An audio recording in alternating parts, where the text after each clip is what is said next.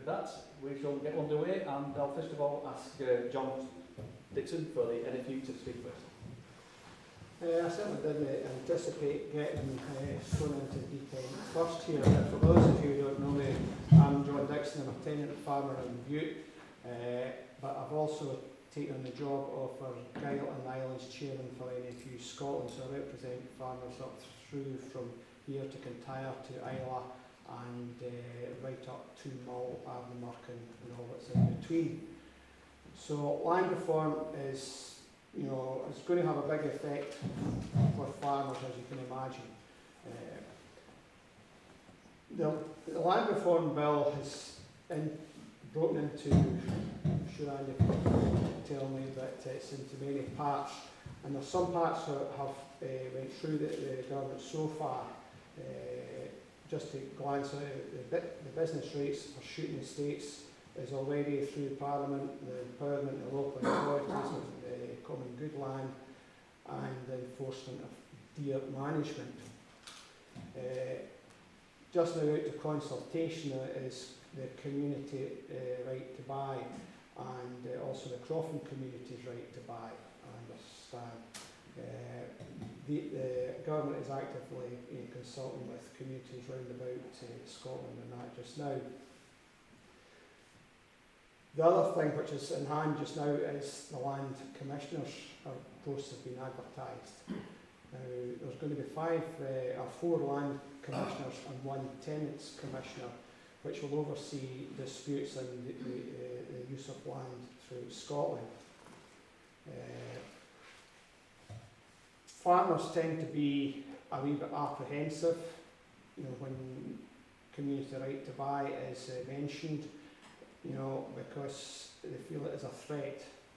But these threats, I'm sure, as long as there's a process and how communities gain the right to buy, it will work. The other thing which is land ownership register. I think that's being debated and how it's going to be applied. But as far as tenant farmers are concerned, and on Bute, about 90% of the farmers are tenant farmers, land reform is going to have a major effect through tenancy reform. 40% of this land reform bill is tenancy reform. So I could bore you to tears because I've been studied. I've worked through this with my role in NFU for a good number of years, but I'll try and condense it. The bulk of, the biggest proportion of farmers in Bute that are tenants have what we call secure tenancies. These are brought about after the war to preserve food production, and they were to give tenants security and help them to invest in their holdings. From most tenants' point of view, they were a success, but from the landowner's point of view, it meant they couldn't get the control of the farm back into their hands, because a secure tenancy means that you can pass it on to the next generation, and that means that can go on indefinitely. So landlords stopped letting land and started letting it in partnerships and contract farming arrangements. After the Scottish Government was formed, they brought in the Land Reform Bill. And one important part of that Land Reform Bill was the right to roam, as I'm sure most people will be aware of. But in an effort to stimulate the tenanted sector, they done away with the partnership tenancies, and they brought in two new style of tenancies. But these new style of tenancies were only embraced for short-term tenancies. The longer-term tenancies, which many farmers felt they needed, were not used greatly. So that's has led to a situation where a lot of land now is just let in short-term tenancies, i.e. under 5 years, and it's not encouraging from our point of view as agriculturalists. So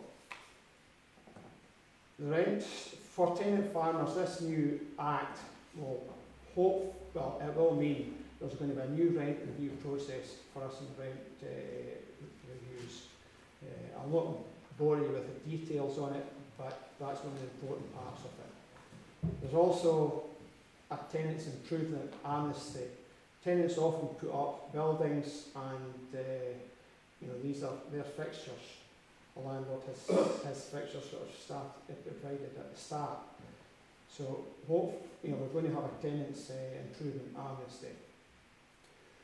And more importantly, I feel we're going to have, if a farmer wants to retire, but just now he has to give a notice to his landlord with a 12-month notice. Now that means that the clock starts ticking.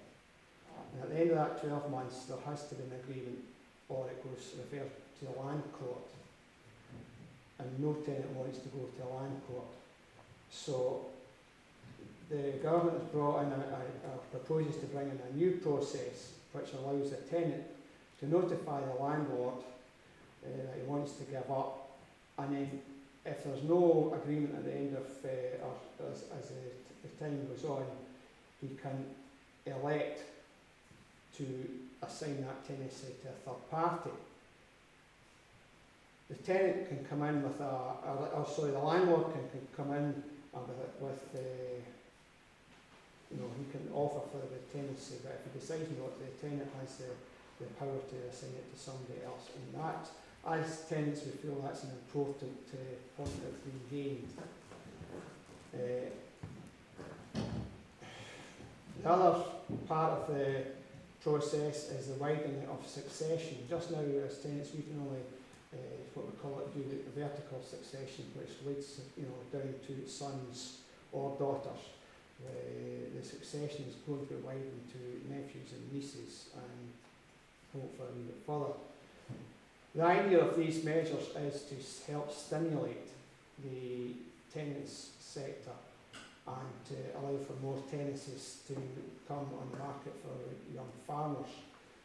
This is, the Scottish food and drink industry is one of the biggest sectors of the Scottish economy, and it relies on Scottish farmers producing the raw materials, whether it be cereals, beef or whatever, and we're lacking innovation, we're lacking youth, and the government is trying through this is to give out more tenancies.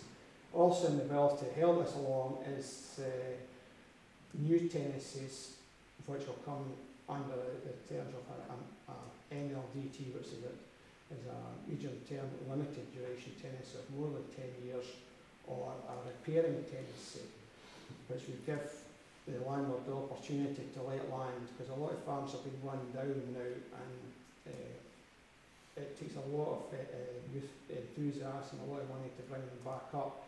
Under these repairing tenancies, they could let it to a young farmer for 35 years, and he could put his efforts into that farm, and at the end they would have the proper compensation. Tenants' right to buy. The tenants just now have to pre-register a right to buy their holdings. This is only secure tenancies, but there's going to be no need to pre-register after this bill goes through. It sometimes unsettles landlord-tenants relationships if the tenants are registering the right to buy.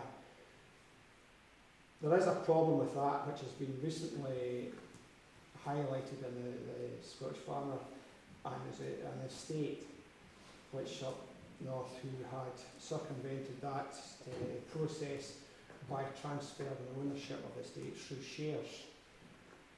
So the tenants are not going to get the right to buy, and that's where I would argue that there is need for land ownership register.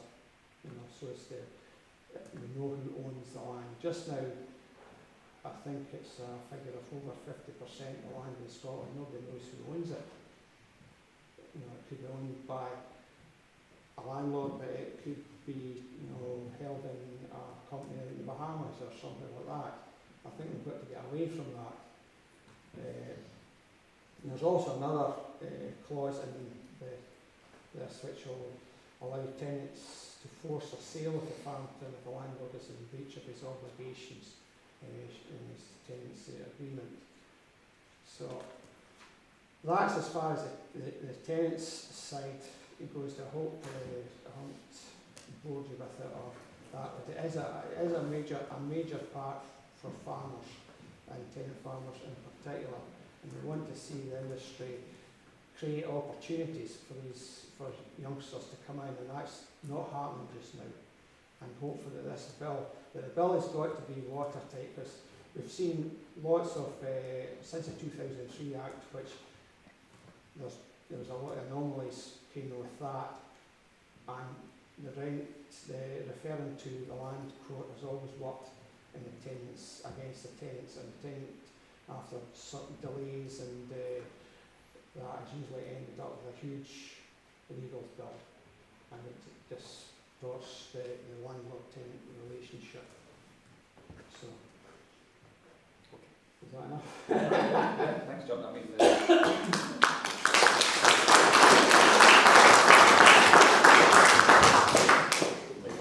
far from it being boring. I mean, this is all important stuff that I think non-farmers need to understand. I mean, I think that personally for me, I understand very little about farming issues, and I think that probably goes for a lot of people who live in urban environments, that we don't understand issues of farmers. We always say that, tenants law is very complex, but it's only superseded by Crofton law, which is even more complex. Has anybody got any comment they want to make or a question to put to John before we move on? Robert? Yes, Chairman. In 1971, the NFU dinner was in Rothsay, and I was quite young then. And the then President of the NFU, Fraser Evans from Stranraer in Wigtonshire, was shown round the island, and he said it was the finest example of landlord-tenant relationships he had seen. And does Mr. Dixon consider we still got the same relationship? Well, I wasn't around in Bute in 1971. In fact, I think I was probably still in shorts, trousers at school, Robert, so I really couldn't possibly comment. But from being in the tenants working group within the NFU, there's, I get to know about other landlord-tenant relationships, and I would say that the landlord-tenant relationship here is not as bad as what it is in some other parts of the country. So, and to be fair, we're always working at trying to improve it. Thank you. Anybody else? Ring? John, just to get back to the initial point you made about the longer term tenancies, most farmers that I speak to want to be farmers, they want to be producers. Do you think these proposed reforms are going to help you achieve that better in Scotland, and that food security that we're after in Scotland? Well, they will. They definitely will, because all sides of the industry, whether it be the NFU, Scottish Land and Estates, or the Tenant Farmers organisation, have worked hard, and they're all in agreement that they want this to work, to make this bill work. So if there's more on Bute, we actually do pretty well for letting to young farmers, and the opportunities here. We need these youngsters to come in, we need the innovation and the enthusiasm and the grasp the new ideas. Agriculture is changing rapidly just now, so I think it will, yes. Anybody else? Okay, thanks very much, John. Next speaker will be Alan Stewart, who's speaking on behalf of Safe Castle Tower Campaign. Yes, my name's Alan Stewart. I was chair of the South Kill Community Development Company, which was set up by the South Kill Community Council specifically to try and buy Castle Tower through the Land Reform Act at the time. And I thought it would be quite good to just give an overview of the project and where we feel that legislation at the time let us down, because we were let down. We actually had two buyout attempts. The first one was in September 2013.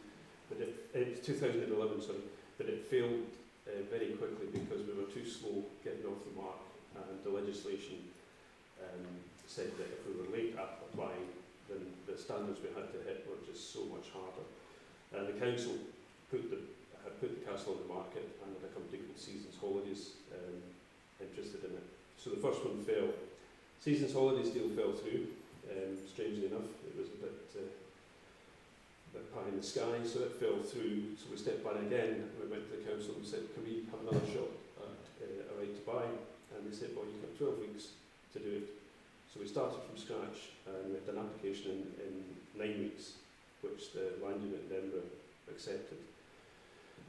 So it was put back to the council, council accepted it, so we had a full valid right to buy process. So at the beginning of 2014 we started the formal process. HIE came on board very, very quickly, and they gave us assistance and grants from various other places. We managed to get Lauren MacLeod on board as an advisor to us. He was fantastic. We employed an animateur for community engagement, and we had a lad who was over there as a television producer. He was absolutely fantastic. We got John McCaslin, architects, in to look at the building and see what was being done to that. And we brought in Savills to try and find us a tenant. The Castle Tower, the mansion house is over 100 rooms. It's a huge building, and we knew from the start that we were going to have someone in there that would take responsibility for that, either as a tenant or whether it was being leased out or used in the community. We had to have somebody in there to make the rest of the project pay. Savills very quickly came up with the outdoor education company PGL, who were very keen, very, very keen, and they were wanting to rent a mansion house and a small area of grounds. They were going to bring about 400 youngsters a week to the place for 8 months of the year. They would have created 80 full-time jobs. We would have had a very high 5-figure rental income to the community every year for a 50-year, with a 50-year lease, a 25-year break point. We followed the legislation to the letter. The council were pushing us all the time. We had to wait. No time to stop these. And we had a ballot that was described by Mike Russell as innovative, because the animateur we had was brilliant. And we got a 98% support from a 1,500 population, 57% turnout, which, to all intents and purposes, meant everyone wanted us to get it. And the strength of the proposed deal with PGL, combined with the works and the projects that we had planned for the remainder of the estate, which would have created probably another 20 jobs, we were awarded the maximum grant at the time the Scottish Land Fund could give, £750,000. So all that remained was to get agreement on the value of the estate, which was passed to the district valuer. The council had tried unsuccessfully to market the estate for £2.2 million. They claimed that's what Seasons were offering for it. However, Savills, when they came on board, given that they knew the condition of the building because of what the Caslins had done, they said it's worth less than £1 million and probably near £750,000. The district valuer came back and said it's 1.75 million. And it was at this point that wheels fell off the bus and the legislation let us down. The council insisted they would not accept less than the full valuation of 1.75 million, despite the huge economic benefit.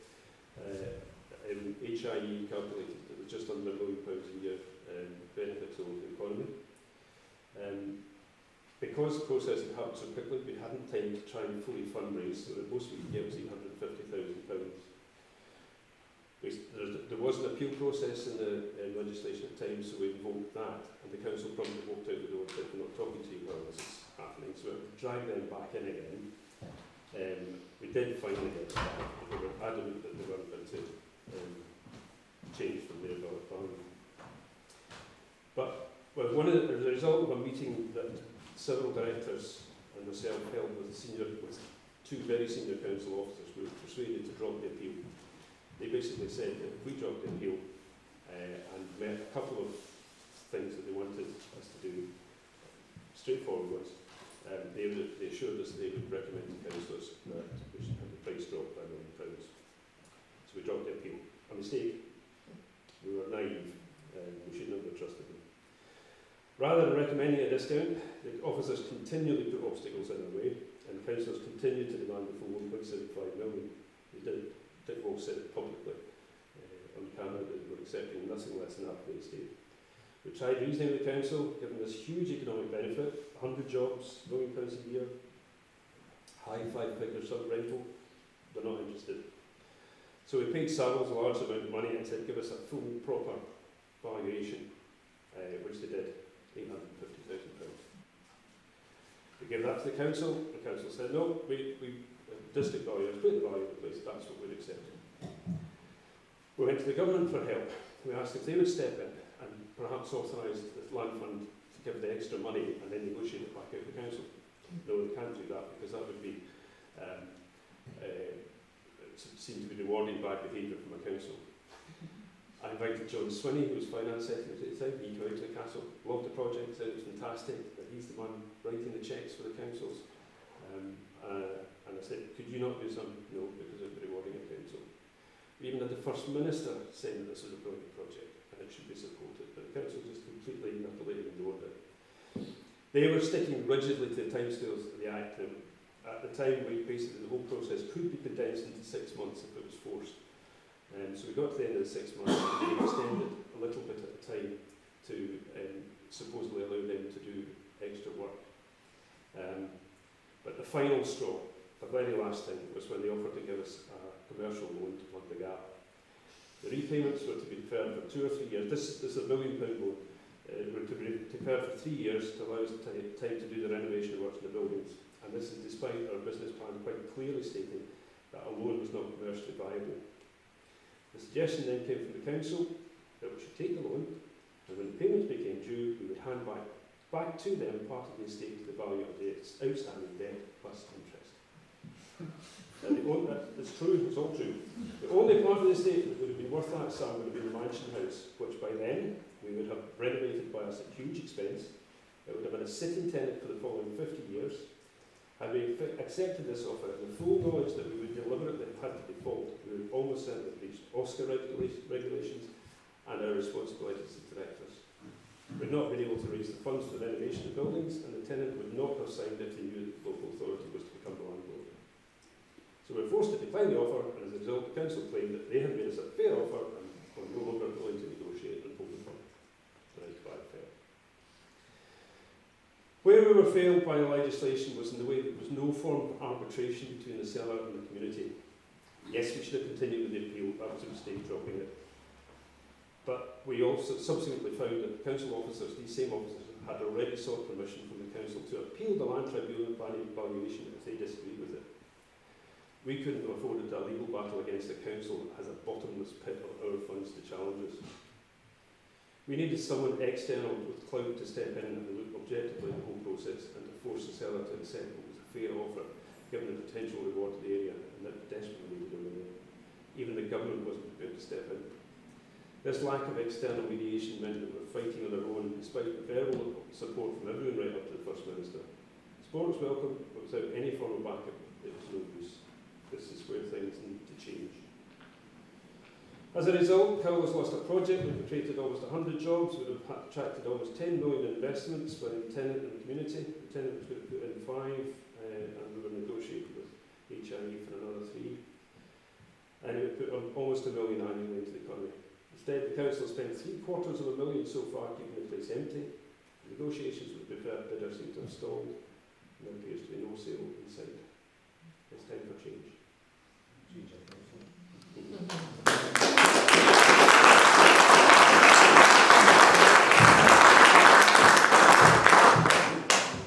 Anybody got any questions or comments? Alan? Isabel? I was just wondering, is that the most recent update that you have on the cost of Castle Towers? We haven't heard anything from the council. It's working on numbers that Mike Presley got some, just extrapolating it out over the period from the beginning of from the end of September 2013. Fraction under £800 a day. But that's not including council officer time. It's not including the sale costs with Bear London, which will be massive. And then there's a huge amount of council officer time in that as well. 3/4 of it, it's fairly safe to say. And it was the only, just to add that, it was the only council meeting I've ever been at where they actually brought in a legal officer from the council to state wouldn't accept the proposal. I've never seen that happen in the council in 2 years. They brought in the legal officer to say, no, found a legal problem in it. They didn't want us to have it. No. So what happened to the preferred buyer? Where are they? Good question. Every time we ask, they're on holiday somewhere. The negotiations can't carry on because they're on holiday. They obviously don't have modern technology. Latest I've heard is that they're quibbling over the planning permission for the 40 houses they want to put in, which I think is the only reason they wanted the place for the 40 houses. There's stories of 150 jobs which are pie in the sky. The council has never done any form of economic impact assessment. We did. We had everything there. We can prove our numbers. They can. So we don't know what stage it's at. It's over a year. We're supposed to have it over a year ago. We haven't done. And at the same time, they've lost £750 million in maintenance and services and all the sort of backup. Even if they sell it for 1.5 million tomorrow, we'll make less money than if they sold it. Oh, that's incredible. Chap in the back there? Yeah, obviously we know who your local councillor is, when you paint, that's optimistic, not optimistic, but when you make money and jobs and around the area, why would you not convince, or why would your local councillor not win? There are two local councillors who, one of which pays no attention at all to what's happening in the area, and you can't get him to do anything. The other one, the one I don't know you're referring to, refused to come to any of our meetings, refused to come to community council meetings to talk about it. It was actually the subject of a vote of no confidence by the community council because he refused to give us any support. Why does he think he could do that to the community? I wouldn't mind knowing the answer. Obviously, you identified a gap in the legislation that wasn't able to work for you. Is there anything, any proposals being put forward to remedy that situation? Is that what would you see as the solution to that? For our particular case, we needed an arbitrator. We needed to go to somebody and say, look at this project. The seller of the estate wants that for it. Finance are somewhere in between. But because there was a difference between the district's value valuation and the seller's valuation, they just said, no, we're just sticking with that. If we could have someone else come in and say, look, this is 100 jobs in an area that is in the bottom 5% of social deprivation, come on, do it. Or if the government had just said, right, okay, land fund, give them another £1 million, we'll knock it off the council's allocated grant. That would have been nice and easy to do, but nobody wanted to do it. So from our case, an arbitrator would be better. Anybody else? Would that arbiter be independent? Or Have to be totally independent, out with government. I mean, if we carried on the appeal to the valuation, we might have got somewhere, but as I said, we found out afterwards that the council officers had already sought permission from the council to appeal it, and it would have just cost us a fortune. They would have put QCs in, we couldn't afford it.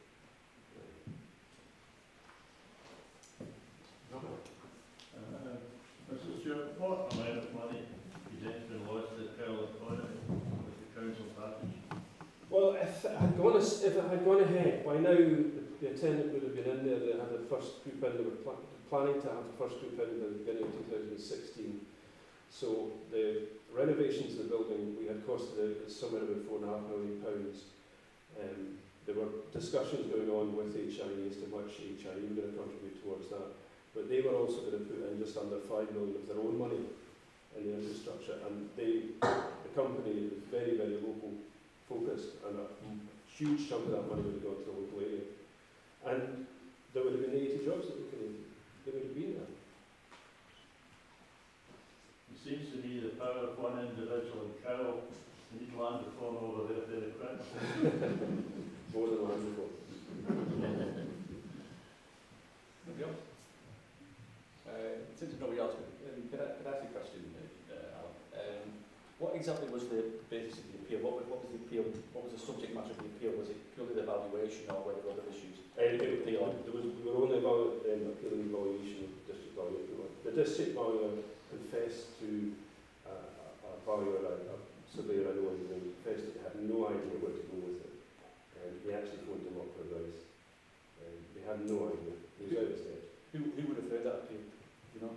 The Scottish Lands Tribunal. Okay, shall we move on? Anybody else? Do you have the appetite for a third then? If this one falls through? That was the hardest 18 months of my life. I don't know. If it falls through, I'm not going to say no. But it needs to be with the council. It would only work if we got council support. Good luck. Are you intending to make it an election issue in May? If I've got stomach for it, yes. It doesn't need to be you, I mean, generally. I should be, yes. Should I be mean, elections. Councillor Walsh he's lost all respect he had in South Wales community. And he used to be very well respected. Well done for all your efforts.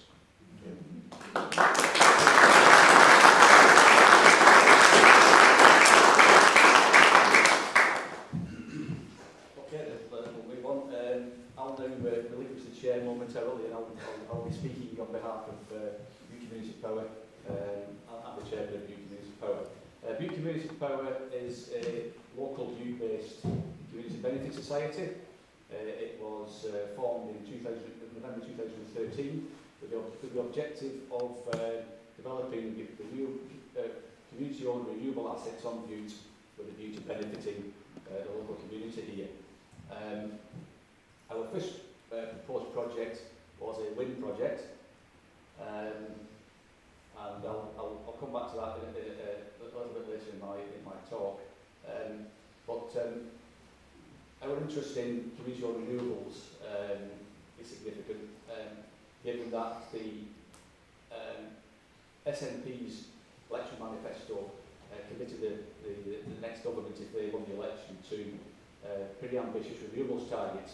They were looking for a target of 1 gigawatt of community or locally owned renewables assets by 2020 and 2 gigawatts by 2030. Now, these are pretty ambitious targets for community-owned renewable assets. And I think the most important aspect of that is that in order to achieve those targets, communities need access to land, need greater access to land than they currently have.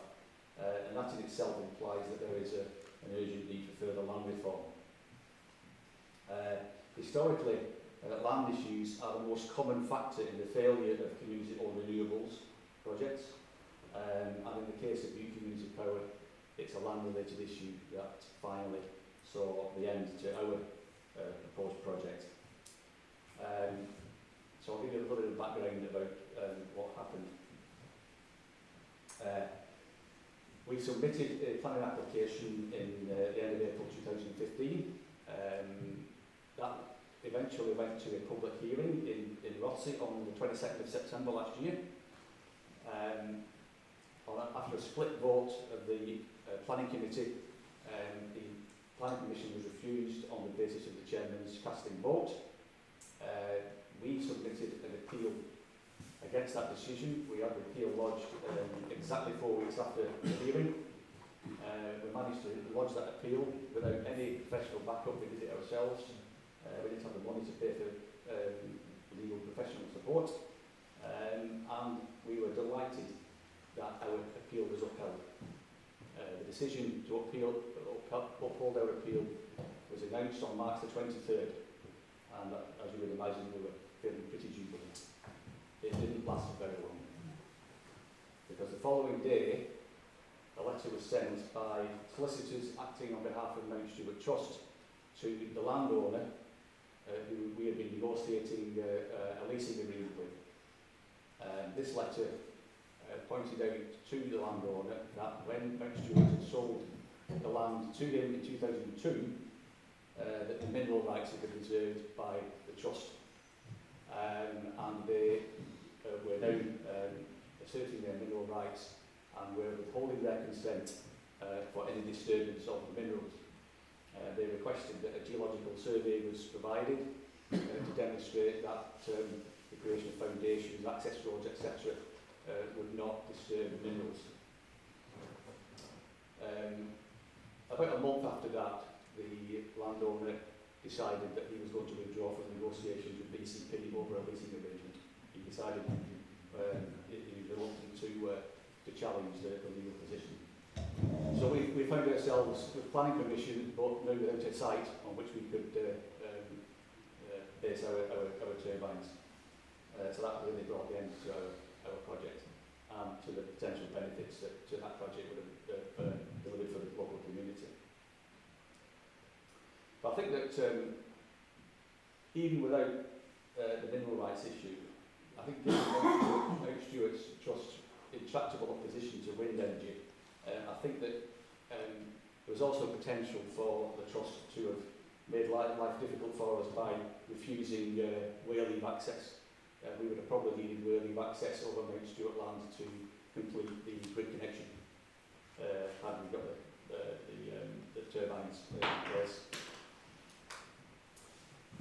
Generally, on a wider issue in relation to community-owned renewable assets, in terms of land reform, we tend to think about dry land, but we have to remember that the sea is also an important land-based asset, and for the community of Bute, the potential for community ownership of marine renewable assets is potentially very important. At the moment, there's a technical obstacle, and that is that the current generation of seabed tidal turbines, they will not operate at the lower tidal speeds in the Clyde. And that's all the data. I was quite surprised, but I think given the geology of the Clyde Basin seabed,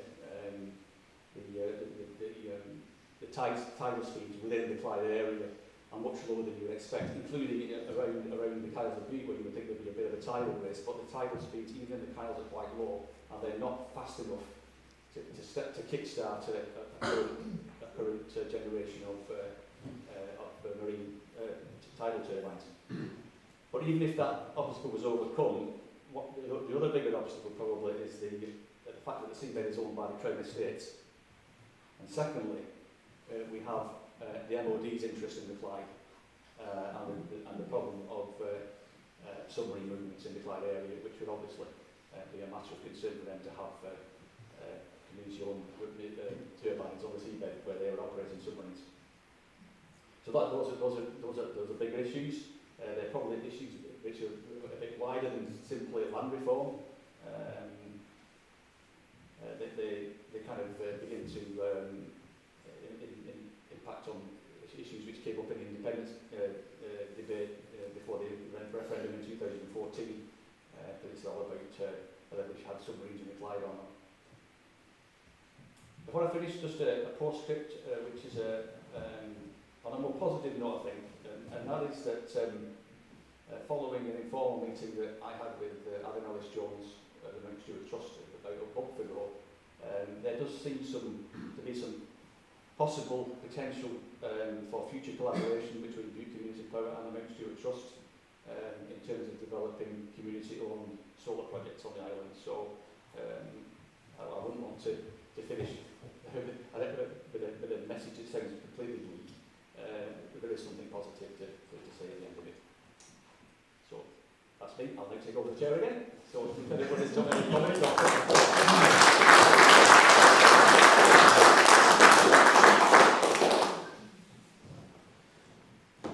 similar to my question before, clearly there appears to be a gap in the legislation that wasn't there to help support you. What would you see as the remedy for so to put it on the spot for community power, what could have been a possible legal remedy that would either arbitrate or could have done something to assist your application?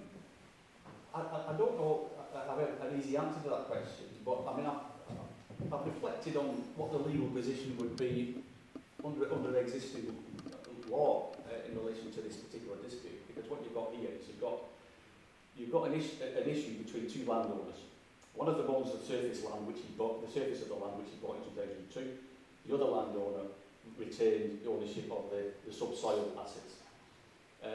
Both have got rights to exercise, their rights as landowners. And I think you should look at the material issues. One is that does this project have any material commercial impact on the interests of Mount Stewart? And the answer to that is no. And that's because there are no assets, there are no minerals of any commercial value on Bute. Never mind this particular farm, there are no commercially valuable assets on Bute other than what is being worked already. We know that, and Mount Stewart must know that as well, because Bute Estate instigated a geological survey in 2009 to answer precisely that question. It was carried out by the Geological Survey of Great Britain, and it was done by Nottingham University on behalf of the Geological Survey. The report's available online, and it concluded that there are no resources on Bute which have any commercial value. So I think that if this was put before a court, I think they would say, well, both parties have got rights, but because there is no commercial disadvantage to Mount Stewart by this farmer leasing this land for the erection of turbines, what effectively is happening here is that it's an unwarranted interference by one party in the legitimate rights of the other to develop their land as they see fit. Now that's what I think a court would do if they looked at it now. The problem with that, of course, is that for Bute Community Power, we're trying to get a project up and running which can earn income, sufficient income to create a profit and then can be handed over to a community investment fund. We're relying on the feed-in tariff that was available at the time. Feed-in tariffs come down year by year. So the longer this went on, the less income this project was going to develop, and at some point it was going to become economically unviable. So this intervention Mount Stewart effectively killed it, because even if the landowner wanted to take quite a legal challenge, it would have probably taken several years to see that through the legal process. So I'm not quite sure what the answer is to your question, John, but something needs to be done in order to make sure that communities have access to land to develop community-owned renewables assets. This is an example of where the inability to get that access to the land stopped the project. See when you're saying there's no commercial value in it. Yeah. That doesn't even say there isn't any there. Well, because I'm led to believe his father gold round maybe gold from you.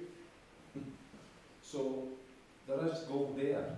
So that would probably be fine forever over, wouldn't it? Well, I mean, There'll not be. I don't know whether You're saying commercial, commercial, whether gold on it these could are. be. I don't know whether gold on these are not, but You know, there could be if gold there is, there, this could be anything there. It's no commercial.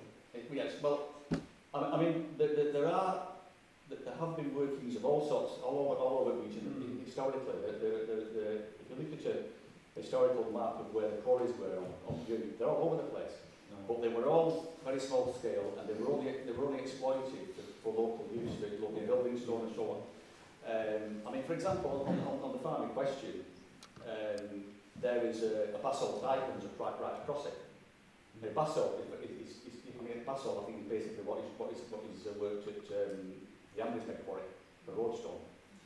Basalt is a very common roadstone. Now, the problem with these basalt dikes is they're not big enough to be commercially exploitable.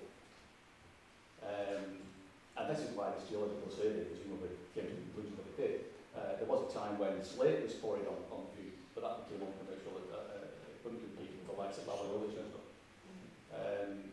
So, on the basis of current markets and what is known about the value of different materials, at the moment there is nothing on Bute other than what's already being worked, which is of any commercial value.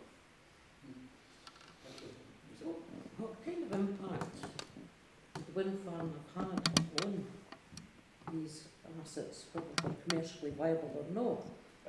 Well, the main impact would have been the construction of foundations for the turbines, because they would need to be of a certain depth. But surely you're talking about a minimal. Yeah, I know a turbine of the size that we were proposing to erect would probably be about 8 metres by 8 metres. Something of that size, maybe about 4 metres deep. The construction of access roads may potentially have had some impact. But in terms of access roads, I mean, if Mount Stewart wanted access to minerals on the site, we were going to extend the existing access track by another 850 metres, so it would have made access easier.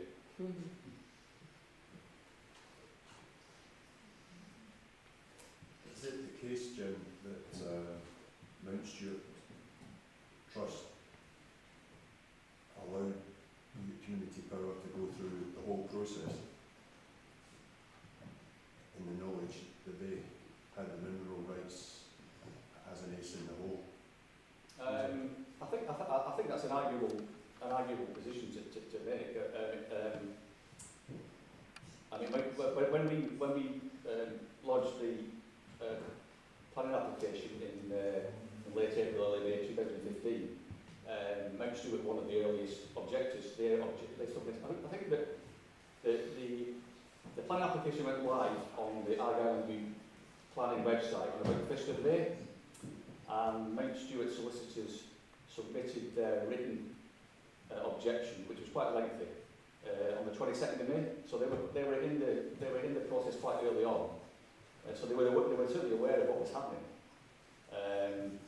And they could at that point in time say, hang on a minute chaps, we've got an issue here, we've got the mineral rights, the landowner isn't in a position to agree a lease agreement with you unless we sort this out. So that could have been flagged up much earlier. We may have been able to find a way around it, I don't know, it depends really how intractable the trust position was going to be. But that could have allowed us an opportunity to try and explore ways to try and deal with that situation. So at the worst case scenario, it would have probably saved a lot of public money. We wouldn't have spent as much of the Scottish Government's community renewable energy loan, which we were using to develop the project. We would have spent as much as that as we ended up doing if we terminated the project earlier. So I think that's an arguable case. Yeah. Who are the solicitors from Mount Stewart Trust? Anderson Strathairn. I'm sure Mr. Whiten will be able to enlighten us about Anderson Strathairn. Just out of interest, what was their original objections? What grounds did they object on? They objected on the grounds of the visual impact and its impact on tourism, the Bute tourism industry. John? Do you think that wind power has probably reached its limit in Scotland now, given that there's so many wind turbines populated, around about the country? I feel as if we've missed the boat on this because of the land ownership, is on the island. Because I come from a community in South Lanarkshire, and I see communities up and down Argyllshire, which has had serious financial benefits out of wind power, as you rightly mentioned, the tariff has went down and down, and as the horse not bolted. Well, I think that the UK government's decision last year to end the feed-in tariff regime, for the time being at least, it may well be reinstated. For the time being at least, it has finished off that business model of community-owned assets. There are other business models which may be successful to replace reliance on feed-in tariffs, but the feed-in tariff regime was a pretty important source of income, and it was a big incentive for communities to invest and for commercial operators to invest in wind or other projects. It's not just affecting wind, it will affect solar as well. So it may have some impact on any potential community-owned solar projects that we want to consider in the future. Because the feed-in tariff is dead now doesn't mean it will never be resurrected. It may well be. It could be resurrected if energy became a completely devolved matter to the Scottish Government. It could be reversed if the current UK Government decides not to go ahead with Hinkley Point and is looking for alternatives. So never say never, but at the moment, business model is pretty much dead in the water for the time being. Okay, anybody else? Okay, we'll take a short 15-minute interval. If you want to get a cup of tea or coffee, we've got some facilities in the kitchen to provide that. We'll take kind of like 15 minutes, and then we'll resume and Linda Gillespie will take over the details.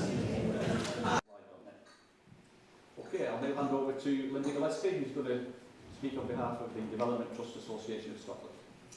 Yes, Thank you. It's so reassuring to know that I'll be able to watch back the next 10 minutes or so. Thank you very much for inviting me to speak. I'm absolutely delighted to be here. As some of you may know, that I was brought up in Bute till I was about 11, so I took Andy on a really quick whistle-stop tour of the Serpentine this evening, which was kind of entertaining, certainly coming down the car.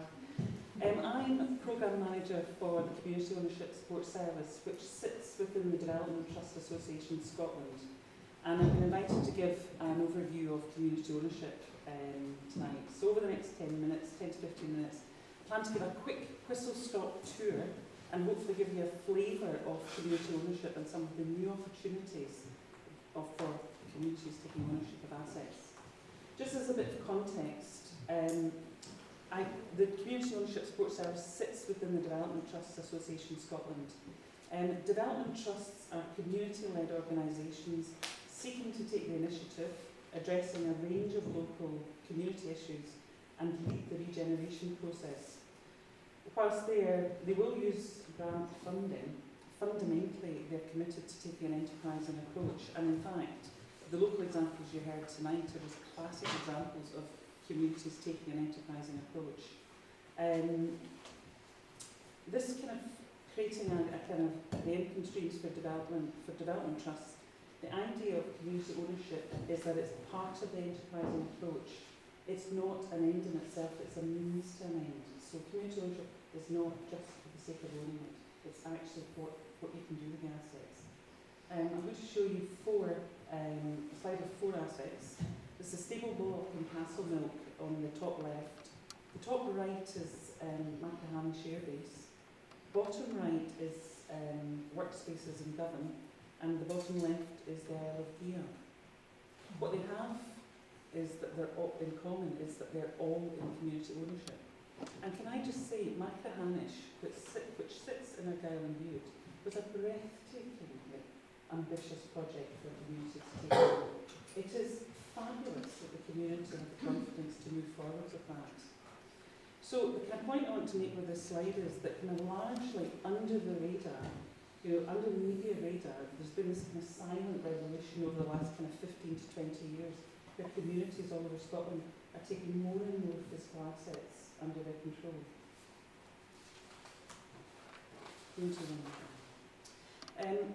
Out with community housing, land is probably the form of community ownership most widely publicised. You'll all have kind of heard of Gia, Assynt, Egg, Moyadart. Over 70% of the Western Isles is now in community ownership and increasing. The Scottish Government, something like 520 acres in community ownership. It's kind of 2.5 times the land mass that the National Trust for Scotland has, and it's increasing. The Scottish Government set a target of 1 million acres by 2010. But in addition to sort of land and housing, all sorts of other assets, renewable energy, work units, lighthouses, parks, open spaces, harbours, sports facilities, particularly where there's productive assets, communities are not missing a heartbeat. The 7 caravan parks that Aberdeen Shire Council declared as surplus, established community organisations came forward for them. I should have said the 7 loss-making caravan parks that Aberdeen Shire Council has. Now the community groups that came forward for these assets, it was about investing in the infrastructure, it was about bed nights, it was about jobs, and it was about recycling the surplus income into the other community projects. So communities are actually interested across the boards. So when we kind of talk about land, we're talking about land and all the assets on the land. I'm just going to go back to the Castleton Trust, which is in Glasgow. The slide on your left is actually the building. This is actually the only old building in Castlemilk in Glasgow. That's it in council ownership. On the right, this wasn't an easy process for the community, but this is it now in community ownership. And actually, it was an organic bottom-up approach. So in terms of the kind of legislative framework that's currently existed, and it's been alluded to, and it was very well articulated, particularly in Castle Tired. So 2003, community right to buy. National Forest Land Scheme has allowed access to the Forestry Commission's forests, estates, thank you. Yes, I was getting sorry. Tired have taken part, lease or ownership. 2010 were changes to the regulations which actually allowed local authorities to dispose of assets at below market value without reference to the Minister. Now that was actually quite a big step for us. In 2014, that discretionary power of the Public Finance Manual was altered to allow the other public sector bodies to also dispose of assets below market value. It's fair to say that local authorities have been using this power. They also have a power of well-being. So local authorities are very well versed to using this. New community rights. New community right to buy. The devil is in the detail with this, and I know Andy's going to touch on some more examples. And the actual secondary legislation and guidance notes are going to be coming out with, still to come out with the new legislation that we're talking about. The new community right to buy, it's tightened up on some of the technicalities, but it is now extended to urban Scotland. So it is still a community right to buy, so it's effectively a community right to bid. In terms of new legislation that have a compulsion on them, the extension, the creation for the abandoned, neglected and detrimental land is effectively for communities where they've tried to buy land but that's been causing harm to the environment and the well-being of the community. So actually, it's similar to the community right to buy for furthering of sustainable development, but there is compulsion on these. And I would just kind of like to say that we're already beginning to pick up the impacts of the threat of this legislation. So there's a community in Stirling that have a burnt out shop. It is the main issue in this community. But the threat of the sustainable development and abandoned neglected legislation coming through has brought the landowner to the table. So the guy that owns this burnt out shop is waiting for 100 houses to be built whenever they would build and increase the value of it. But the actual threat of it has actually started negotiation. So for it to have been the issue, they're actually getting movement for the first time. In terms of community asset transfer, and I'm very glad that somebody asked about Castle Tired. If Castle Tired was going through now, the Community Empowerment Act gives a structured approach for communities to come forward for publicly owned assets. They don't have to be surplus to requirements. The presumption is in favour of communities, and it is up to the public sector, and that's local authority and the whole range of relevant authorities as detailed in the map. So that's the NHS, that's the Forestry Commission, it's Scottish Water, it's the Scottish Minister's assets. So the presumption is in favour of the community. The community will say how much it wants to pay for an asset, and then if that is refused, a failure to offer market value is not grounds in itself for refusing an asset transfer request. Now, within local authorities there's a review process, but if that review process fails, there is still a backstop power of an appeal to the Minister within the Community Empowerment Act. And that applies to all public assets. So Castle Tired going through now could have gone through and could go to an appeal to the Minister. And indeed we're working with some communities that feel they're preparing for the process to actually go through the process to appeal, because that's kind of where they feel that they're at. All local authorities and public bodies should be acting within the spirit of the Act, although it's not live yet. Certainly asset transfer Part 5 is thought to be live by the end of this year, beginning of next year. So it could be a very different position for Castle Tired with the Community Empowerment Act. Possibly. In terms of new legislation, during the Land Reform Bill debate, in response to an amendment, the Minister promised to legislate for what is called a compulsory sale order in the current Parliament. This would give local authorities the power to force the public auction of vacant and derelict land if the owner consistently refuses to develop. This could include a community right to trigger a compulsory sale order. There's clearly no guarantee that the community would be able to acquire the property because they would be bidding alongside other parties at an auction. But either way, derelict land can end up in the hands of a new owner who's prepared to develop it. This could be an extremely powerful tool because I think everybody knows land and gap sites, etc., that are desperate in need of development. And just finally, just wanted to run through some of the funds that are available. New Scottish Land Fund. Scottish Land Fund has gone up from £3 million a year to £10 million.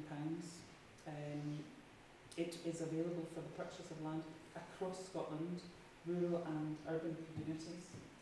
The difference with this new land fund is it carries development funding pre and post acquisition, which is actually a change and it's actually quite important. In terms of the big lottery, Community Assets Fund, this is a successor to the community assets. Up to £1 million for acquisition and development, and it will fund capital and revenue. Other things communities are doing? Other things to think about now tonight, the case studies that we talked about were about community groups that are generating real income, and it shouldn't be underestimated the difference communities bringing their own money to the table when they're going for grant funding or other resource funding. So this picture is of Port Patrick in North and Galway last year. £70,000 were raised through community shares to bring their harbour into community ownership. So this is an ideal time, potentially, for you to use the legislation and the resources available. Just went to some websites with you. The top one is the Community Ownership Support Service. Loads of information on the asset transfer process, and the one below is the DTAS one. Thank you very much.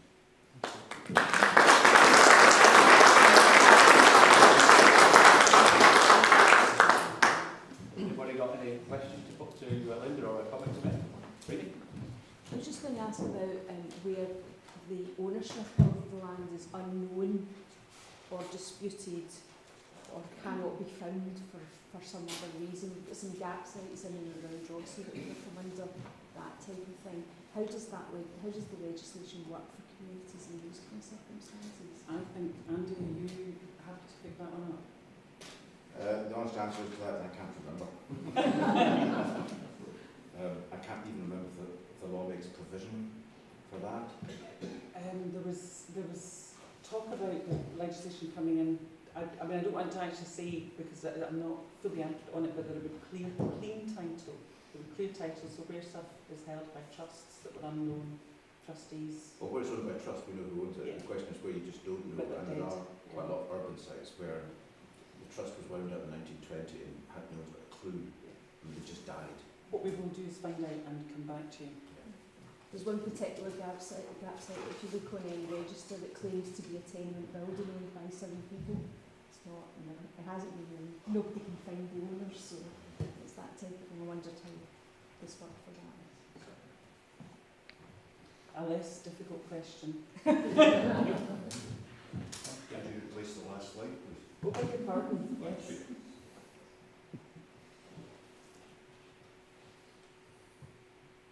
Websites last year had 23,500 downloads. And I think it's fair to say that communities are very keen, people are looking at the detail round about this. We don't have that level of footfall across the door in terms of community looking at assets, but people are clearly bringing their knowledge up to date. Could I ask, what is the definition of the community? What parameters has a community got? How do you decide what is a community? Well, I mean, it would be the community to decide in terms of being compliant for the legislation. Well, our position is very much that communities are just self-defining, and in particular when you talk about large urban areas such as Glasgow, communities can define themselves by street in large urban centres. So if communities are self-defining, to be Act compliant, they need to be a minimum of 20 members for the Community Empowerment Act, minimum of 20 members, geographically based, controlled by their membership for the benefit, and have stated benefits and articles of association. So it's minimum 20 members, open management structures.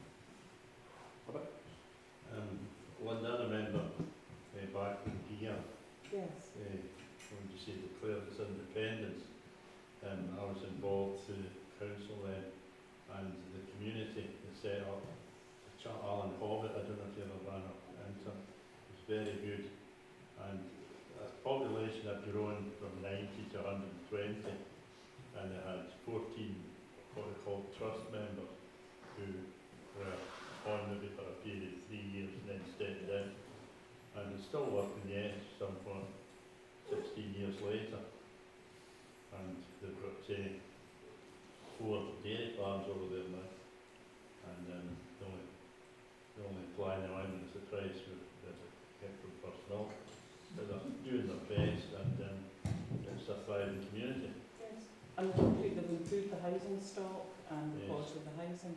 They've taken on the pontoons from the Bute Council, so they're driving Fish farm as well. Yeah, so actually it's quite interesting, there's work being done to capture more of this, because there's kind of anecdotal evidence about the impact of this, but actually more research is currently happening on just the impact of ownership over, say, lease, for example. So as this increases, we'll get more a stronger evidence base to make the case, but cases like here are perfect, actually. What role do community councils play in the process? Do they have a role to play?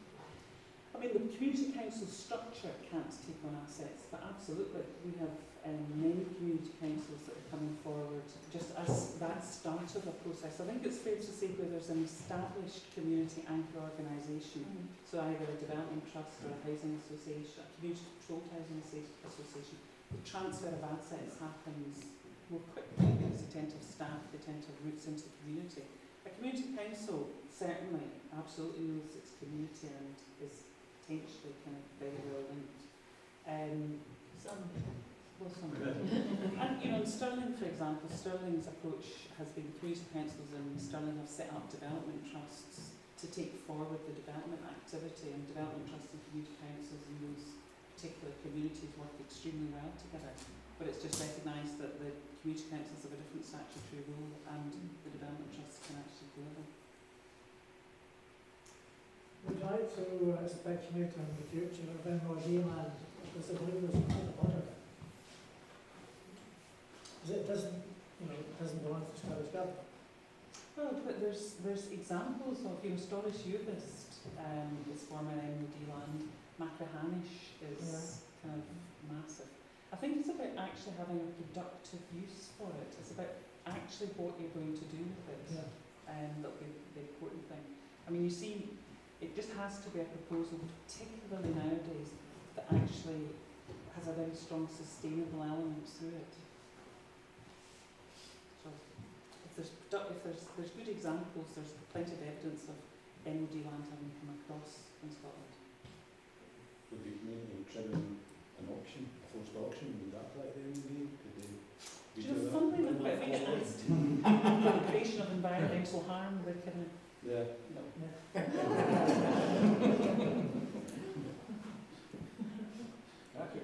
Yes. What's that renovated building in Castlemilk used for by the community? How do they make it financially viable and sustainable? It's a kind of multi-purpose building. So it's got the housing association, community controlled housing association. It's got nurseries and it's got offices, and it's got kind of a market square.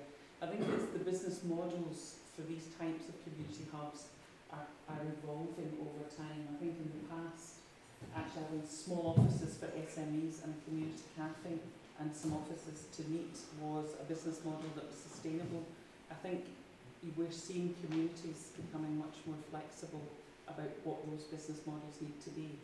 We have over 60 listed buildings on the portfolio, and there are 100 reasons why communities shouldn't come near some of these buildings.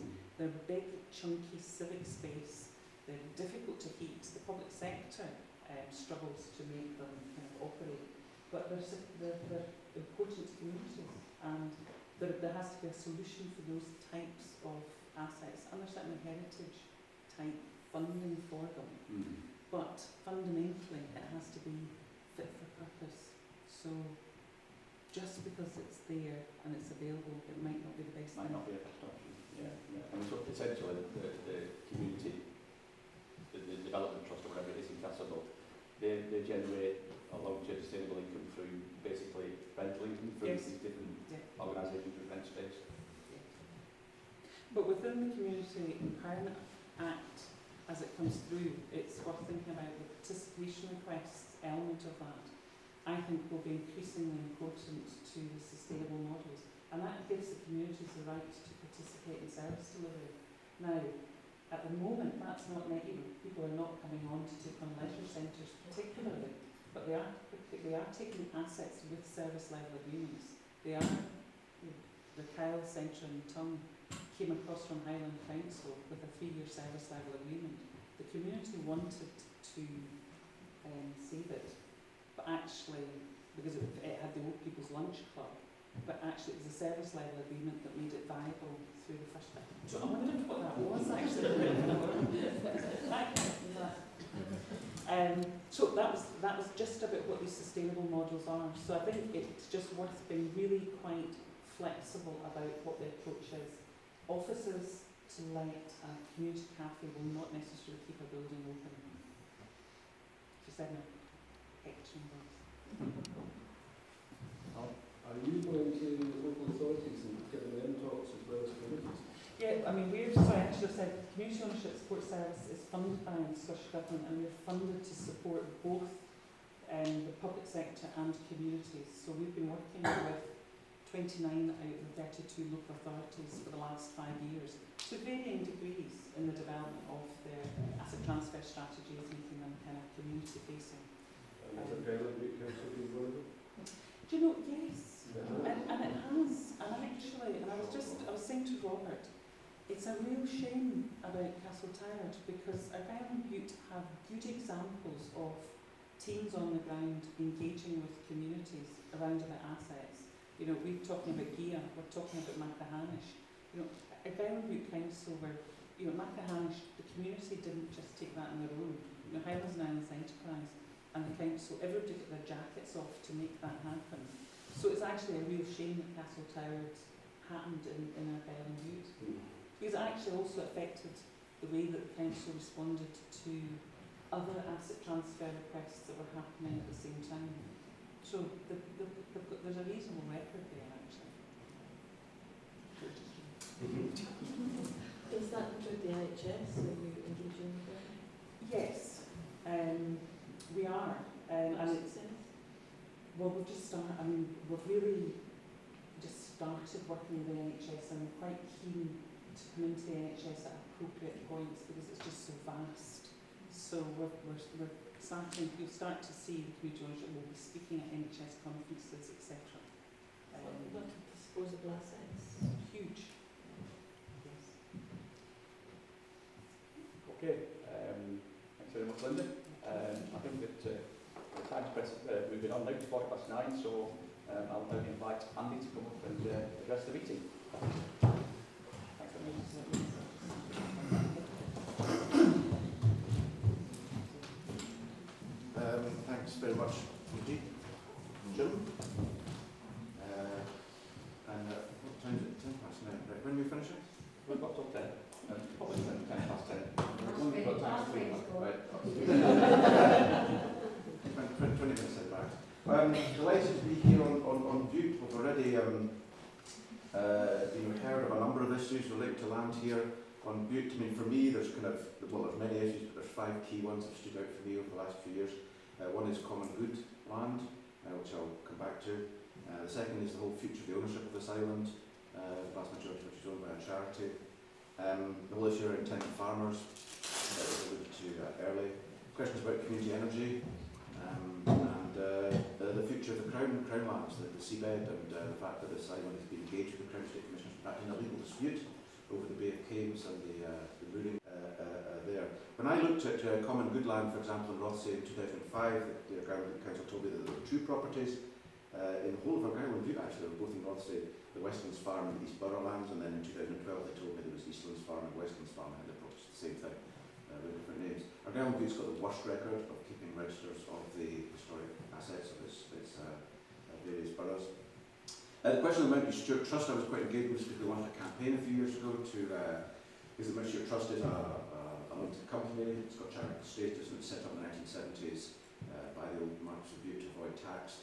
And we questioned the fact that many aristocratic landowners over Scotland have set up these charities to own their estates, and then they limit the number of people who own the estate just to the family. So they're arguably, not charities, and of course the directors of the Mount Stewart Trust at the time were the Sophie Crichton Stewart, who was a sister of the Marquess of Bute, Samantha, who was the daughter of her, Catherine, who was the daughter of the Marquess of Bute, Anthony, who was the brother of the Marquess of Bute, Jack, who was the son of the Marquess of Bute, and there was like one lawyer and then somebody else called Jenkins. And that had been the system for decades, and there had been a lot of corruption internally about events being held here and not paying rent to charity and the rest of it. So we've got a number of these lined up across Scotland. We want to take action on this, and one of the first ones we did, 100 people applied for membership of the company. All the requests were refused, and shortly after that we changed the memorandum and articles, so it limits now the number of members to 12.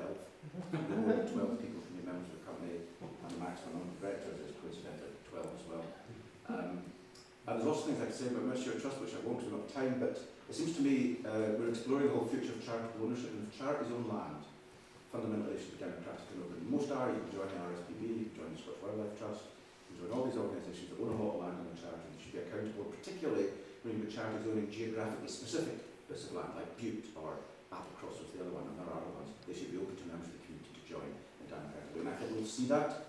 I don't know how long it's going to take, but once you want to change the governance there. And we've got a ridiculous situation where we have the Marquess of Bute, who, as I understand it, is a tax exile, has got the power to appoint 4 directors. Now, I don't think tax exiles should have the power to appoint directors of charities of Scotland. So there's a whole set of issues there which we need to continue exploring. Obviously, the tenant farming thing, there's a bill, and there's going to be more action in Parliament on that. Community energy, I'll be talking to the Minister very shortly, having a meeting about the ways in which the Scottish Parliament can sort out a lot of the issues around community energy and get to the gigawatt target. And of course, a lot of stuff is reserved to Westminster, but the bit that is devolved to Scottish Parliament is the whole land question. So I think we could unlock the land for community energy. Right, so to the slides. I've been kind of flying around the place doing our land stuff, so I'm sorry, I was in Dunfermline I think sometime, and I used a slide from another event which was actually in Haddington, so now I'm in Rothsay, but anyway. Actually this is quite an interesting slide because it shows, actually this is Haddington, a borough, and it shows you back in 1820, this map was. Back in 1820, what's remarkable at a place like Haddington is we knew who owned every square inch of the town. We don't know who owns every square inch of Rothsay, but back in 1820 they did. 200 years ago, it wasn't a secret. And of course, large areas of the town were the town's property, and that's the common lands of Scotland's boroughs, so called common good. And the story of that has been kind of lost and suppressed, and lost and been sold off, it's never been sold off, and all the rest of it. So one of the things I want to do in Parliament is to promote a private members' bill that will modernise common good law and essentially give common land back to the people. How do I move this? No, it's okay, I just need to know what to do. Is it the down button? That's it. Good. So cool, right? So also just to remind us as well that of course land's not just a rural thing, it's been conceived of very much in rural terms historically. It's also an urban thing. And it's also, as has been mentioned, it's a marine thing. That's why this slide is the biggest, because Scotland actually exists out to the 12-mile limit. That's the legal limits of the territory of Scotland. So actually 54% of Scotland's underwater, so most of Scotland is wet. And we forget about all this bit of Scotland. It's all owned by the Crown. And of course, we campaigned in '97 to get the Crown Estate devolved. Henry McLeish actually did a lot of work trying to do it, but the Treasury blocked it, as did Buckingham Palace. We tried through the Cullman Commission, again, dark forces stopped it, but we succeeded in the Smith Commission. Not complete devolution, but substantial devolution. So all of this land is going to come under the control of the Scottish Parliament, and the Scottish Parliament will decide who manages all this. And there's already been commitments made by a number of political parties, including ourselves, that this will all be devolved down to communities and stuff. So Harbour Trust will get back control of the harbours, communities on the sea, or on the coast will get control of the seabed and stuff. So there's a massive potential to really revolutionise the way in which we manage Crown assets in the seabed. So what I want to do is I want to raise 5 key issues. I mean, I got criticised at a meeting because someone said, oh, you didn't talk about so-and-so. And I recall a famous answer by Neil Kinnock, I think, in the lead up to the devolution legislation, when he came north and did an interview, and the journalist asked him why he hadn't said anything about Scottish devolution in his speech that he'd given, whatever. And he said, well, I didn't talk about the weather in the Himalayas either. And I remember it caused quite a bit of consternation at the time. So there's something I'm not going to talk about. I don't apologise for that because I don't have much time. But I'm picking 5 areas where I think, particularly in the next 5 years in Parliament, and I should say I've been working for 25 years on land issues, the self-employed researcher and writer and stuff, and wrote a few books and things on it. And in May this year, of course, I got my first proper job, which is quite nice. I got elected to the Scottish Parliament. So I'm looking forward to the next 5 years and the kind of things we can achieve. And I just want to give you a sense of, if you engage with the political process, the kind of possibilities there. The first thing is information. We need much, much better information. People should be able to, at a click of a button, find all they need about a piece of land. And it's really ironic that back in 1910 to 14, the famous Lloyd George People's Budget introduced a land tax. It was later repealed by the Tories. In order to implement that land tax, you needed to know who owned every square inch of the whole of Great Britain and Ireland. It was before Irish independence. So the whole of the British Isles was mapped on paper maps with ink, and every single parcel of land, the owner, the tenant, the occupier if it was different, the improved value, the unimproved value, the square footage, the use, any improvements, the whole damn lot. There's 4 pages of detail on every single property in the whole of Great Britain and Ireland. This is the West End of Edinburgh, that's Charlotte Square. That shows you the level of detail. So 100 and so years ago, I say we knew, or we didn't, because the Inland Revenue held these maps, and the Inland Revenue did not release them to the National Archives until the 1990s. But the point is, we in the past, we have known all this information, and now in the era of digital mapping, satellites, computers and all the rest of it, it all seems suddenly terribly difficult. That's a modern map from the Land Register, so the detail is there, but again the Land Register is extremely difficult to access and it's not complete. But if you go on to Montana, the state of Montana, in the United States Cadastral, just Google that tonight and get on the internet, you'll get onto their cadastral register, and for the whole of the state of Montana, Montana is a massive state. I don't know if it's bigger than Scotland, but it's huge. You can drill down every single parcel of land in Montana, and you can get 168 different bits of information about it. Ownership, tax liabilities, date that was built, everything. And that's all freely available. You can go and find everything out you want about the state of Montana tonight for free at your leisure. You can't do that in Scotland. Second, the economy. This is really important because land is now a very fundamental part of the economy. It's a fundamental part of why we've got economic problems. Gordon Brown came to power in 1997 and said, I will not let house prices get out of control. There's been a boom and a crash in the early 90s. When he left office 10 years later, house prices had trebled. This guy, I don't remember his name,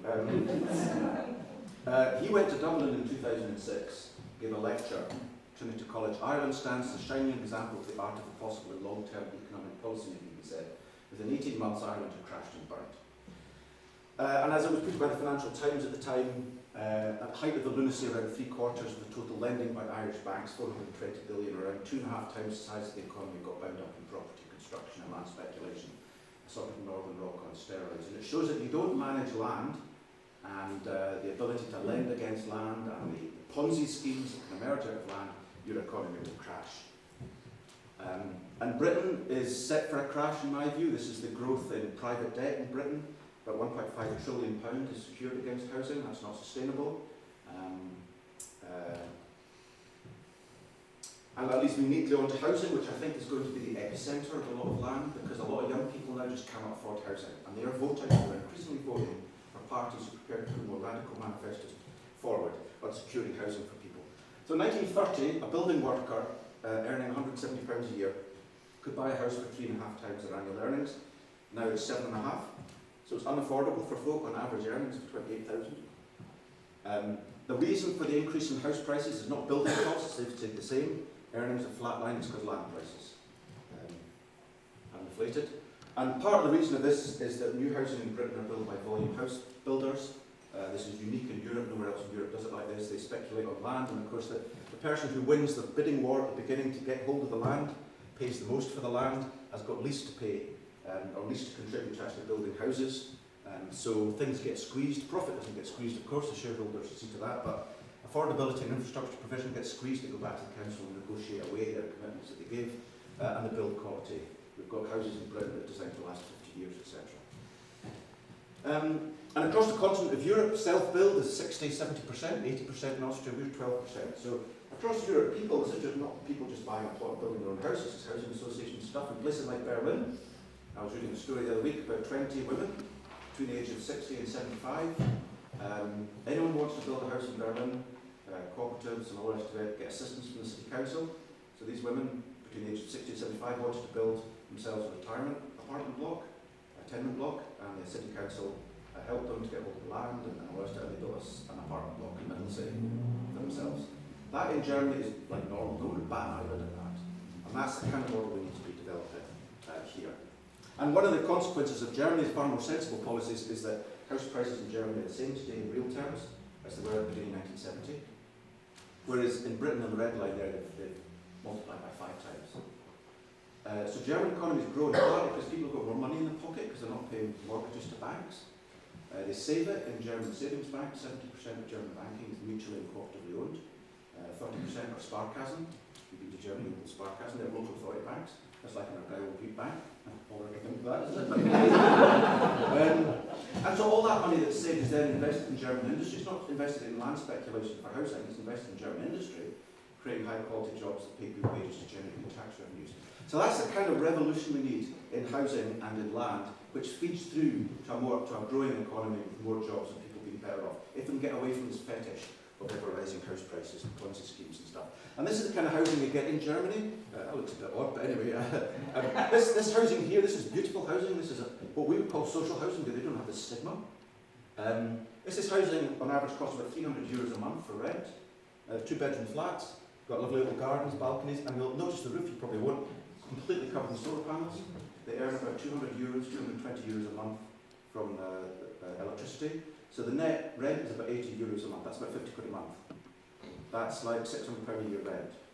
That's affordable for, that's even affordable for students. That's probably even affordable for school children. Existing use value. So they buy land on the edge of the village at £5,000 a hectare, which is agricultural prices, whatever. Then they master plan it, they service it, and they sell the plots off, and they make no profit. So people buy plots for £1,000 or £2,000. So 98% of the cost of a German house is actually invested in the house, which is why German houses last 200 years. They cost nothing to heat, they're nice and big, and all the rest of it. Whereas land costs in Britain, we pay the premium, the planning permission when it goes up to 5 million a hectare, that goes straight to the landowner. And we pay that because we borrow money in the banks for 20 or 30 years. We had that system in 1947, we repealed it in 1959, and we embedded it in legislation in 1963. And one of my ambitions in Parliament is to repeal this. And gets back to the days where you can buy a plot of land, build a house in rural areas, for example, for 500 quid. That's what you do in Germany. There's no reason why we can't do it in Scotland, in Britain. These are 3 examples of things we can do. We want to look at kind of non-residential homes, having a new use class for holiday homes. So that places like Applecross and Shielding and even villages on the Fife Coast, which are more and more holiday homes, and it's threatening the local economy. The local council, you have to apply for planning permission to change it to a holiday home. Now, there's nothing wrong with holiday homes, but maybe there should be some democratic decisions over how many there should be, etc. And this is going to, I think this is going to fly because this is coming into focus right bang in the middle of Edinburgh. Because the old town and the Canongate and the Grassmarket are more and more being turned over to private flats and Airbnbs. The whole place is becoming one great big nighttime party zone. And yet there's elderly people, there's kids with families, the Canongate Primary School, its role is declining because there's no families living there anymore. And this will give the council the power to say, no, we'll have no more than 5% of these properties as holiday homes, because we want our old town, all our towns to be full of living, breathing, living people, having kids and growing old and having fun and all the rest of it. That's another reform we can do. And finally, we want to modernise the Land Settlement Act. This was the act that gave a home fit for heroes after the war, a land fit for heroes. Last used in the 1950s, settled a lot of people on the land across Scotland, generated land for allotments and small holdings, not been used since the late 50s, impossible to use now because it's archaic. We want to resurrect it. So that's just some examples. on to democracy. We've heard a bit about democracy this evening. We stand as a kind of odd outlier in democracy across Europe. They have very, very small scale local democracy, municipalities and municipalities. Scotland is really odd. The lowest tier of local government in Scotland is our existing 32 local authorities. A country like Belgium, which is smaller than Highland Council, has 589 municipalities. Norway, that's the same population as Scotland, is 431. And typically an average population of 10, 12,000 people in a municipality, covering about anything from 30, 40, 50, a couple of hundred square kilometres. We cover an average 990. So we must get more local democracy, we must restore the town councils to places like Rothsay, etc. And this is illustrated by a place like Fife. You know, Fife used to have 26 councils, then parishes got statutory powers. They were abolished in 1930, 33, then we abolished local government, which was the town councils. We don't have local government in Scotland, we've got regional government really. Down to 4, and then 96 down to 1. You can see the trend here, and there are people in senior positions in the Scottish Government who would like this trend to continue to the only number it can, which is 0. And I think there's going to be a whole debate about the future local democracy in this Parliament. If Scotland was a normal European country, we'd have 871 councils, more than Belgium, more than Norway, less than Italy, less than France. France are mad, they've got 36,000. These haven't changed since the revolution. And some French municipalities have got nobody living in them. In 5 have got 1 person and they're the mayor. So I'm not advocating French model. And of course we've got a history of all this as well, and this ties into the common land thing. This is St Andrews, went bankrupt in the late 18th century. They leased out the famous commons, the common lands, the common good lands, the golf courses that were called Pilmuir Links at that time, to a rabbit farmer, Mr Dempster, who gave money to the council, bailed them out. And of course rabbits, which were delicate, people ate rabbits at the time, were farmed. These 18-hole golf courses turned into 60-hole golf courses, and new bunkers appeared. And there were the rabbit wars, where the golfers took up their clubs and attacked the rabbit wardens, and blood was spilt, went all the way to the House of Lords, and eventually the town got back its links. So we've been fighting and struggling with common land issues for a long time. Even in Edinburgh, the land for the new town, Princess Street, George Street, was bought by the Common Good Fund from the Heriots Hospital, and I've had great fun in probing all the little bits of the new town that have never been sold and are still Common Good Fund. Typically George Street, which this time of year is lots of tables and chairs licences for cafes, paying a lot of money to the council, and it should be going into the Common Good Fund. It's not. And back then as well, this is after the war, in places like Ayliffe in eastern Perthshire, their commentary was stolen from them. The Hill of Ayliffe was stolen. The Earl of Airlie sold it to farmers, even though it wasn't the Earl of Airlie's to sell. Townspeople didn't know anything about it till after the war, when the farmers got grants to put up fences. They noticed that, so they went up the hill with spades and they exercised their ancient right to feel and divot in long, thin strips directly underneath the fences. Fences fell down, but perfectly legal. They made their point. But the next Friday, one of the town councillors, Councillor Matt Crichton here, he went up and he cut the fences. And this was criminal damage, so he was arrested by his nephew and in the Ayliffe Constabulary. And this is a dog here. And this issue rumbled on until 1975, when the town council was abolished. And then Ayliffe had no legal officer, had no funds, no political representation to take this fight on. And this has occurred right across Scotland. Issues about land have been here for a long time. Some of them were getting dealt with, and then we just get rid of what little democracy we have. This was a piece of land I found in North Lanarkshire in the Black Law, piece of common land, pretty poor piece of land, but actually not, because it was in the middle of what was then Europe's largest wind farm. The thing is, the community didn't know it owned it, so when Scottish Power put their turbines up, it was too complicated to do a lease on that piece of land, so they just avoided it. So if you don't know bits of land that you've got ancient rights over, you can be missing out hundreds of thousands of pounds. That's the wee bit in there. And finally, tying up the democracy and stuff, it's important to remember that this is Hemsdale Commune, a commune in Norway. Half your income tax goes to the local commune. So a meeting like this, if this was Rothsay or Bute commune, and I lived here, half of my income tax would go straight to the people who I meet every day in the shops, or picking my kids up from school, or at football on a Saturday. There'll probably be 2 or 3 of them in the audience here. And when you meet people who are spending half your tax income, it kind of builds a bit of trust. I never meet George Osborne, whoever the Chancellor is, or the Scottish Finance. Actually, I do meet the Scottish Finance Minister. But the point is, they've got substantial power, and that's what we need to get back to Scotland. That leads us on to kind of tax and stuff. I think it's very important. We addressed the question of how land is taxed. I'll just kind of skip over this. This was illustrated for me a number of years ago when there was a big fire in Glasgow, in the old Co-op building, biggest fire in Glasgow for a long time. I'm a bit of a geek, I wanted to know who owned it. It was owned by a developer, bought it in 2003. 10 years later it goes on fire. Because we exempt empty industrial buildings from rates, for whatever reason I don't know, but we do, the rateable value of this property is about 2.5 million, the annual rates bill is about £1 million, so £10 million this owner has saved. And Glasgow City Council has been deprived of that money. And not because because the landlord, because we decided that they shouldn't pay rates for whatever reason. But they still expect the fire brigade to come out and put the fire out. They still expect the police to maintain civil order. They still expect the courts to be available to adjudicate any insurance or liabilities. And ultimately, they expect the Army, the Navy and the Air Force to defend the country if a foreign army invades it. Because when a foreign army invades, the first thing they go for is the land registry and they burn it. So all property owners should pay tax because they're receiving the protection of the state, they're receiving the protection of the land register, which registers their title, and if they lose it, which a lot of them do, they can defend it in court because the land register's done that job for you. So this is a kind of fundamental principle, and it came up to me the bizarre nature of the Scottish situation a few years ago.